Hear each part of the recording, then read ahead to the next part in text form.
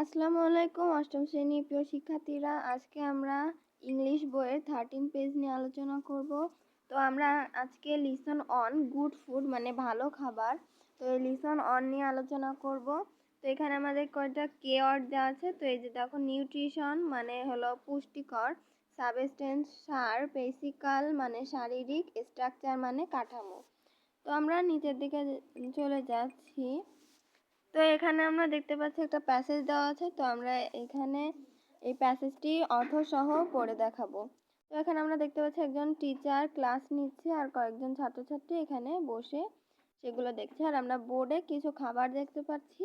আর আমরা যদি এই খাবারটা যদি ভালোভাবে দেখার চেষ্টা করি তাহলে এগুলো কিন্তু সবই সুষম খাবার। তো আমরা প্যাসেজটি পড়ি। মিস্টার রেহেনা ক্লাস শিক্ষকের নাম বলা হয়েছে।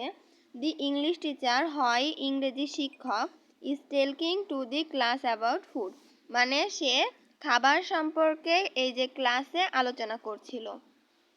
তো এখানে বলা হয়েছে ফুড ইজ ভেরি ইম্পর্টেন্ট, মানে খাবার হয় অনেক গুরুত্বপূর্ণ ফর আওয়ার বডি, আমাদের স্বাস্থ্যের বা শরীরের জন্য।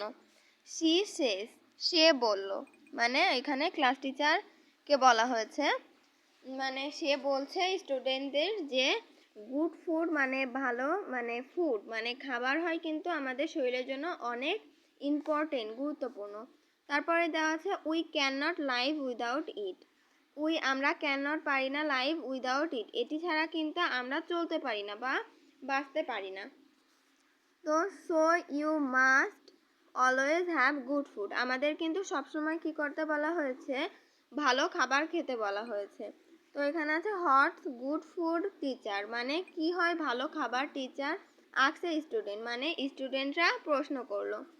তো এখানে শিক্ষক বলছে গুড ফুড মিন্স, মানে ভালো খাবার অর্থ the right kind of food for good health, আমাদের ভালো স্বাস্থ্যের জন্য যেটা উপযোগী।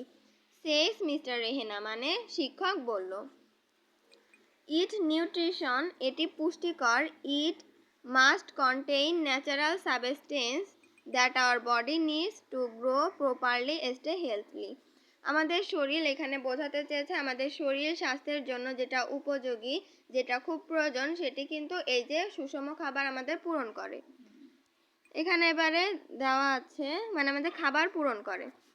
তারপরে এখানে দেওয়া আছে but remember you must not eat too much though the food is good, কিন্তু আমাদের কিন্তু ভুলে গেলে চলবে না, আমাদের সব সময় কি করতে হবে, ভালো খাবার খেতে হবে। যেমন পিৎজা বার্গার আমাদের পরিত্যাগ করতে হবে, মানে এটা খাওয়া যাবে না।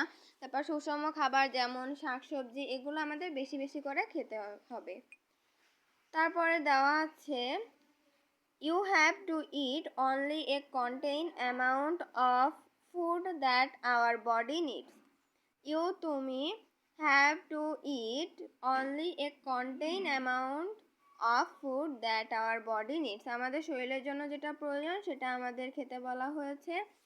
তারপরে এখানে দেওয়া আছে so we do not need, কিন্তু আমাদের ডু নট প্রয়োজন না, নিড মানে প্রয়োজন না, same kind of food in the same quantity, মানে এখানে বোঝানো হয়েছে যে আমাদের জন্য যেটা ক্ষতিকর সেটা কিন্তু আমাদের খেতে বারণ করা হয়েছে। এই প্যাসেজটার মাধ্যমে কিন্তু আমরা সেটাই জানলাম।